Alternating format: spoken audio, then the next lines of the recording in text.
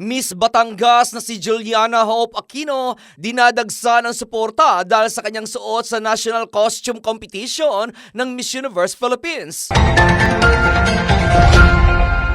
Bagamat may mga basher, ngunit dinadagsa ngayon ng suporta ang pambato ng Taal, Batangas na si Juliana Hope Aquino sa ginaganap na Miss Universe Philippines 2026. Nagsimulang dagsain ng suporta ang pambato ng Taal, Batangas dahil sa suot nito noong National Costume Competition ng nasabing national pageant kung saan nakasuot lamang ito ng pambalay na malayong malayo sa mga naglalakihan at nagtitingkaran na kulay ng ibang mga candidates. Dahil dito kung kaya't nagmistulang naligaw sa nasabing segment ng pageant si Miss Taal. Sa mga screenshot na kumakalat ngayon sa mga social media, mababasa sa mga komento dito ang awa ng mga netizens sa nasabing suot ni Miss Taal, Batangas. Lalo pa nadagdagan ang awa ng mga ito dahil nakalagay sa ilalim ng kanyang pangalan ng lumabas na ito sa screen ay makikitang siya rin ang designer ng kanyang national costume.